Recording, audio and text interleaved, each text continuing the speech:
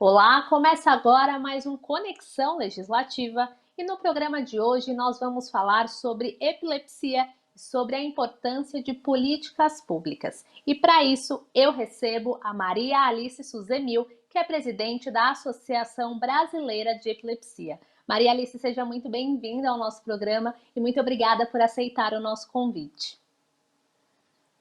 Olá, Amanda, super obrigada pelo convite. Eu agradeço muito em nome da associação e das pessoas com epilepsia pela oportunidade de estar aqui, podendo falar um pouco sobre a doença e conscientizar sobre a importância dela.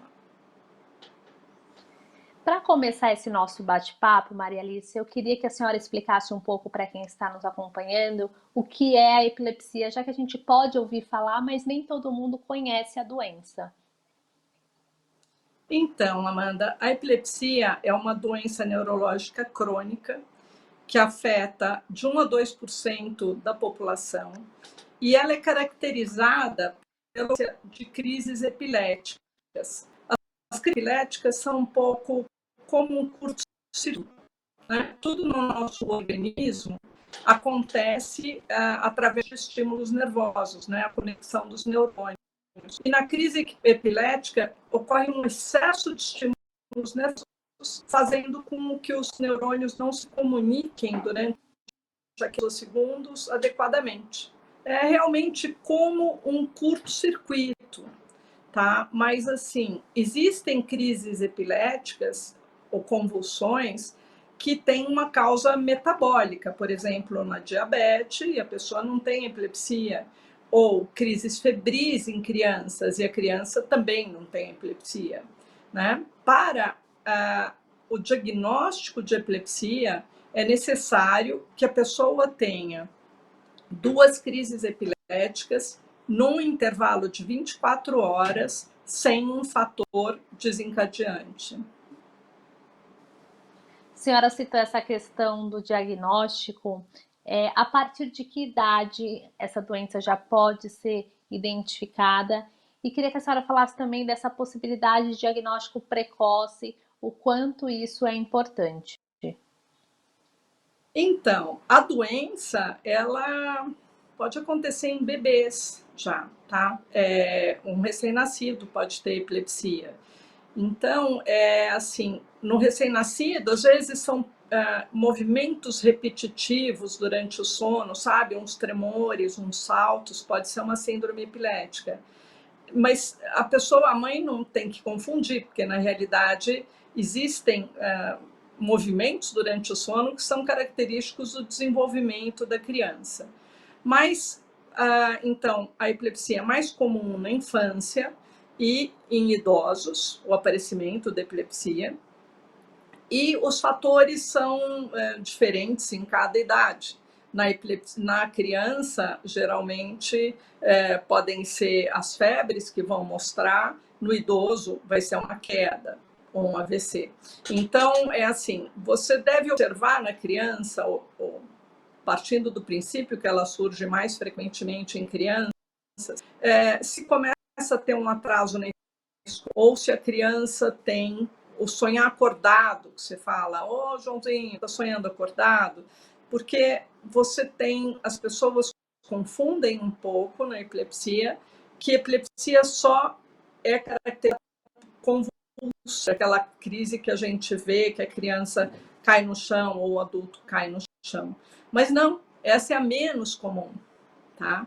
Então, você pode ter pequenos desligamentos, que podem ser confundidos com déficit de atenção.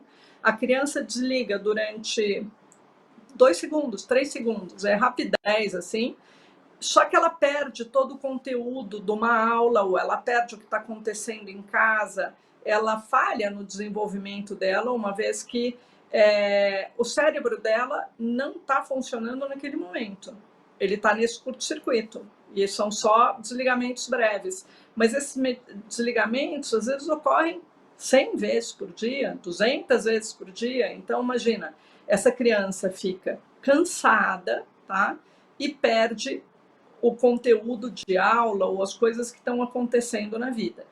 E aí, na hora que você define ou identifica que aquilo é epilepsia e trata, ela às vezes já é tarde demais assim para acompanhar a classe dela, né? Ela perdeu o desenvolvimento da classe, ela perdeu o conteúdo que foi dado, então ela fica para trás, tá?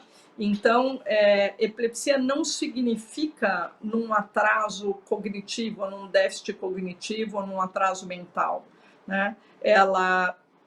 Existem casos de crianças com um atraso mental que têm epilepsia. 30% das crianças com síndrome de Down têm epilepsia.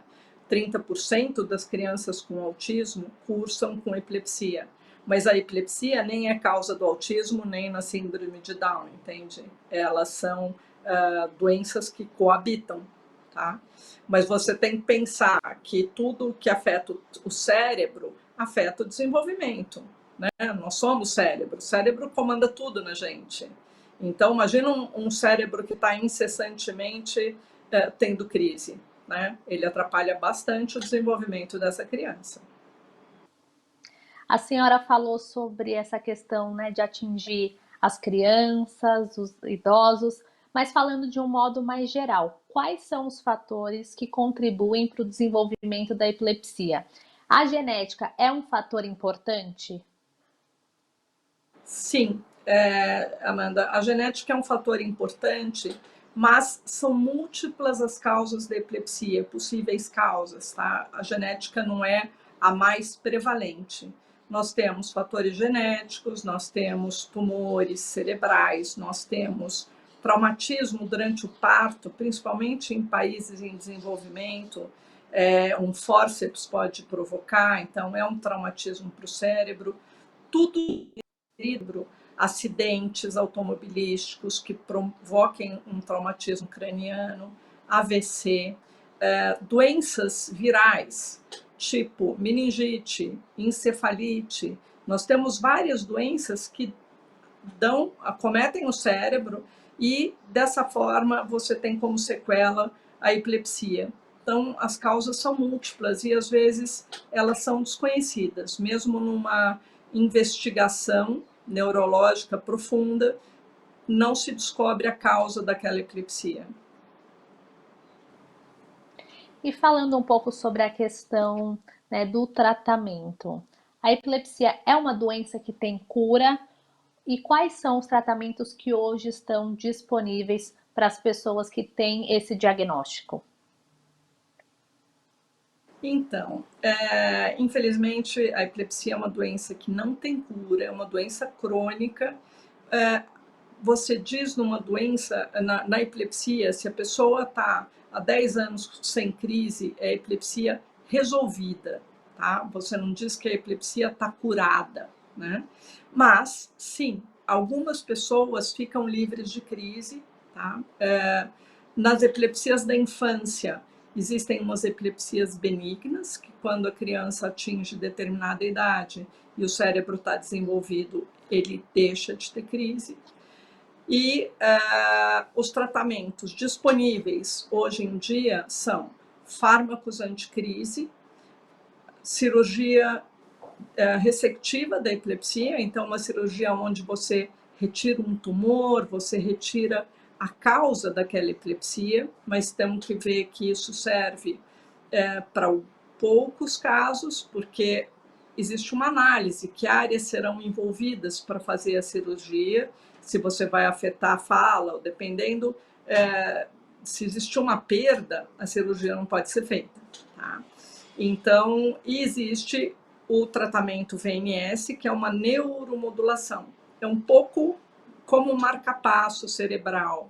Você tem um gerador de impulsos nervosos ou de pulsos ligados ao seu cérebro pelo nervo vago e, através desses pulsos, ele modula o funcionamento do cérebro. Então, se você percebe que você vai ter uma crise, você passa um ímãzinho e ativa o seu neuromodulador. Mas ele também funciona diminuindo as crises. Agora, ele é um tratamento adjuvante, a gente fala, né? Ele é sempre tomado um medicamento junto, tá? Um fármaco. Então, 70% das epilepsias têm controle, as crises, 70% das pessoas têm suas crises controladas com fármacos antiepiléticos e 30%, infelizmente, não. São chamadas epilepsias fármaco-resistentes. E desses 30%, geralmente 10% tem indicação cirúrgica. Então, é um número pequeno que se beneficia da cirurgia. A senhora exemplificou aí as possibilidades, né, que existem para quem tem o diagnóstico de epilepsia, e eu gostaria que a senhora falasse um pouco mais de quais são os prejuízos quando não se tem o diagnóstico ou quando não se tem o tratamento. Quais são os impactos que isso pode ter na vida da pessoa? Olha, Amanda, o impacto é imenso, porque as pessoas, na verdade, nós estimamos que em torno de 50% das epilepsias no Brasil são subdiagnosticadas. Então, quanto antes o diagnóstico, melhor para aquele indivíduo, porque esse cérebro ele fica sobrecarregado, sem dúvida, mas a pessoa ela se sente, quando tem uma crise generalizada ou quando tem crises muito frequentes, ela acaba ficando excluída da sociedade. Ela corre um risco de se machucar durante a crise, ela sofre bullying, ela sofre preconceito, muitas vezes ela não consegue se colocar no mercado de trabalho, né? Então, para a criança, como nós tínhamos visto, o diagnóstico precoce é fundamental para que essa criança tenha chances iguais às outras crianças, aos companheiros dela, né? E para o adulto, sem dúvida nenhuma, também para ele conseguir se colocar na sociedade. Infelizmente, algumas famílias ainda acham que epilepsia é possessão demoníaca, né? Existem esses absurdos mesmo hoje em dia, mesmo a gente falando o tempo todo que é uma doença neurológica, educando, ainda existem preconceitos ou existem estigmas com relação à doença. Então, as pessoas com epilepsia sofrem muito. Quanto antes eles são diagnosticados e as crises são controladas e eles conseguem se colocar na sociedade, tanto melhor. E, né, e um indivíduo tendo crise constante, a vida dele está correndo um risco constante, porque existe um risco maior nas pessoas com crise generalizada, principalmente à noite, de sofrerem o que eles chamam de morte súbita em epilepsia. Então, a pessoa pode, durante o sono, ter uma crise muito forte, um abalo que não é visto por ninguém, que possa interferir naquele momento, e a pessoa pode vir a falecer. As pessoas se machucam mais e acabam sobrecarregando o sistema único, porque eles precisam de internação e de UTI para serem cuidados. Então, assim, quanto antes, o diagnóstico precoce significa qualidade de vida, significa produtividade e inclusão na sociedade. A senhora trouxe essa questão do preconceito e eu gostaria que a senhora falasse da importância das políticas públicas que tratam da epilepsia, que trazem informações e esclarecimentos como uma possibilidade de quebrar esses estigmas que ainda existem. A gente tem aí a campanha Março Roxo, o Dia Roxo, que é para lembrar e chamar atenção para essa causa. Qual é a contribuição que essas políticas trazem para que a gente possa entender melhor a doença e eliminar todos esses preconceitos que ainda existem? É extremamente importante. Dias como o Março Roxo, foi criado pelo deputado Luiz Fernando, pela Frente Parlamentar na LESP. Na verdade, a Lei da Inclusão Escolar também foi formada em 2019 uma frente parlamentar em defesa das pessoas com epilepsia, porque assim é fundamental, né? O Março Roxo, as pessoas se unem em torno da doença e passam a entender mais. Nós fizemos uma campanha esse ano que é Quem Vê Cara Não Vê Epilepsia, para mostrar que qualquer um pode ter epilepsia, né? E, assim, se você pensa em 4 milhões de pessoas com epilepsia no Brasil, você pode estar no metrô e, de repente, dentro do seu vagão, ter alguém com epilepsia. Você saberia ajudar durante uma crise? As pessoas ainda não têm educação básica sobre a doença. Eles acham que a epilepsia pega, eles acham que a pessoa engole a língua. É impossível engolir a língua. Qualquer um pode tentar. É impossível, nem que a gente queira. Então, é muito importante essa educação, né? O Março Roxo é uma chance da gente educar ou de falar sobre a doença, né? Políticas públicas são fundamentais.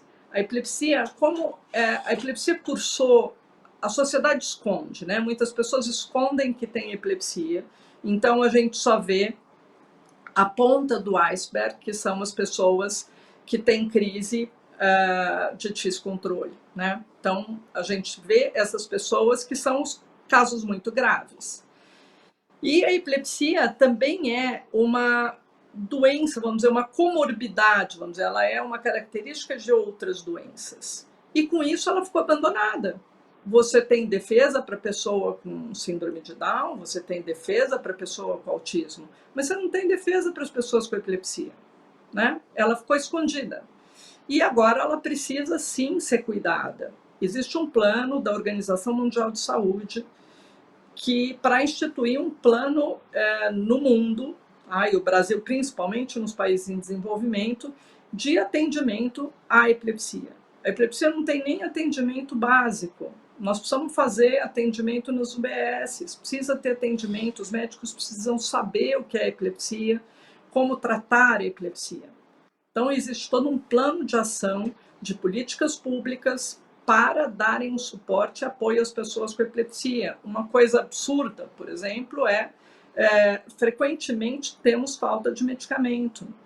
Se uma pessoa está com crise controlada e falta o medicamento, para ela impacta em tudo na vida, porque ela não pode ir trabalhar se ela tiver emprego, ela não pode sair de casa, ficar se locomovendo, que ela corre o risco de ter crise. Imagina a autoestima, vamos dizer, o medo que você tem de ter uma crise na rua. Enfim, necessitamos urgente de políticas públicas para pessoas com epilepsia. É a nossa luta. A senhora trouxe essa questão da lei da inclusão.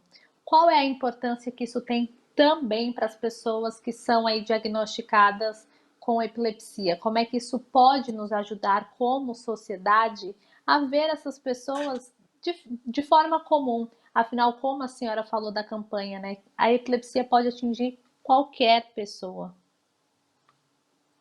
Então, Amanda, essa campanha nós entendemos como a base de tudo, né? Porque as crianças com epilepsia sofrem muito preconceito, não adianta. Falar que criança é boazinha não é verdade, né? Então, elas sofrem bullying na escola, muitas mães retiram suas crianças da escola, né? Os professores, veja, se um professor, ao ver uma crise, falar, gente, isso não é nada, o João está tendo uma crise, vamos afastar os objetos que possam machucá-lo, vamos colocar de lado, dar os primeiros socorros e acolhe essa criança, toda a classe vai acolher. E ao ver outra criança, também vai falar, isso não é nada, né? É só cuidar. Vai ver a pessoa além da doença. A pessoa não é a doença, né? Então, o outro ponto é o conhecimento do professor. Como eu falei, a crise de ausência é um desligamento breve. Então, a criança faz assim, ela põe o olho para cima, volta. Pronto, já voltou, já passou, ela teve uma crise de ausência. Se o professor sabe que aquele pode ser um sintoma de uma crise de ausência, e ele percebe que aquela criança vai perdendo a produtividade, não acompanha o conteúdo na escola, esse professor vai encaminhar, vai discutir esse assunto com a diretora, vai trazer o problema, vai chamar os pais, vai pedir que a criança passe por uma avaliação médica. Se o professor nem perceber, porque assim, existe uma negação dos pais. Eu sei que não é função da escola, nós sabemos isso, mas muitas vezes existe um desconhecimento da família, entendeu? Então o professor, vamos dizer que o professor é o sinal laranja, sabe? O professor dá o alerta para que a família se mexa. E isso é muito importante para que essa criança medicada, ela vai acompanhar os colegas dela normalmente, né? E existe também uma responsabilidade da escola, né? Se eu sei que a minha criança, a escola tem que estar preparada, sabe? A criança com epilepsia pode, deve fazer as atividades físicas. A criança com epilepsia não deve ser excluída. Precisa ser tomado um cuidado com andares, corredor, ou não sei o quê, para se a criança tiver uma crise. E nós temos que pensar que não é só a criança, né? Muitas vezes, quando nós fizemos treinamento com escolas, muitas vezes tem funcionários ou mesmo professores que têm epilepsia, sabe? E que, assim, se sentem representados, porque se o professor tiver uma crise, a classe também vai saber, ou aquilo vai ser mais aceito. O professor não precisa esconder, de repente.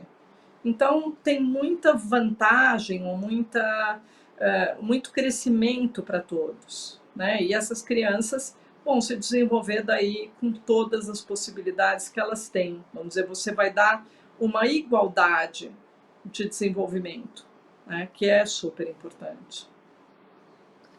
A senhora falou dessa questão no ambiente escolar, né, de tratar isso, de trazer as crianças para essas temáticas, de mostrar, porque é como a senhora falou, né? A gente está falando das crianças, mas pode ter um professor, pode ter um funcionário que tem epilepsia.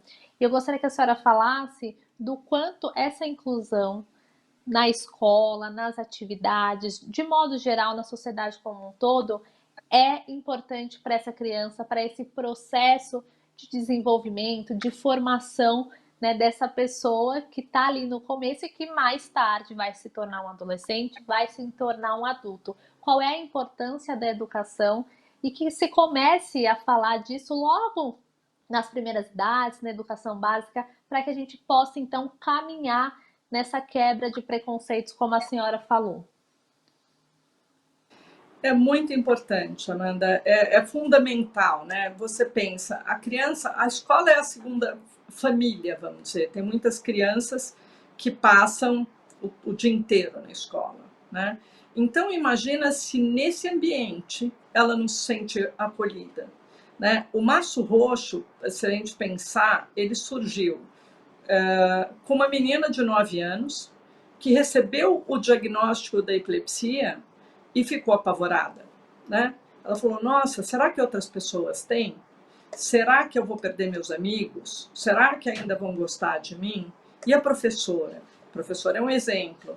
Enfim, a criança fica muito insegura. Além dela ter um diagnóstico, além dela ter uma doença que é difícil de lidar, né? Ou pode ser difícil de lidar, ela ainda fica insegura com relação a tudo que a cerca.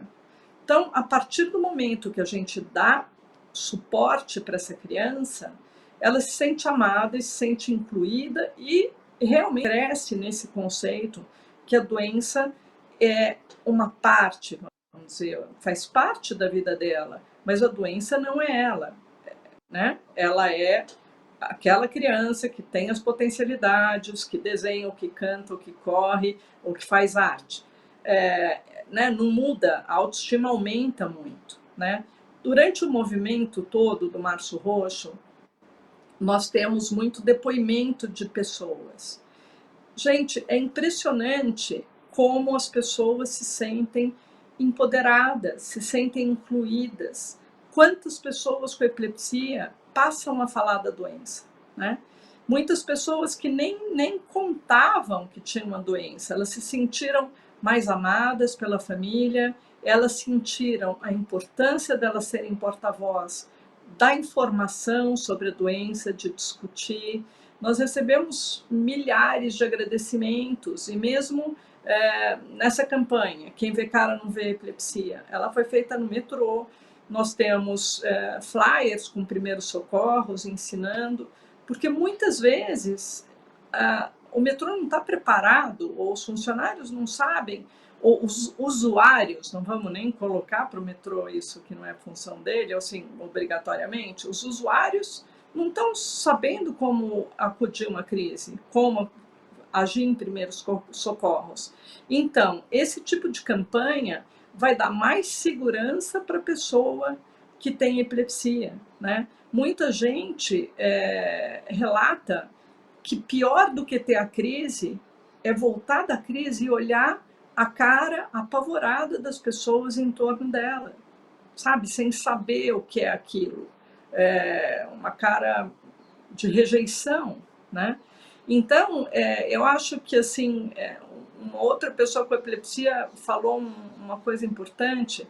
Falar sobre epilepsia, ou Março Roxo, Dia Roxo, não é uma conscientização só, vamos dizer, é uma sensibilização. Nós não vamos só ensinar o que é a doença, nós vamos mostrar que qualquer um pode ter a doença, né? Nós temos na associação RAP-DP que fala basta ter cérebro para ter uma convulsão. Nós temos casos de meninas, teve uma garota que veio, ela caiu no banheiro e 2 anos depois ela começou a ter convulsão.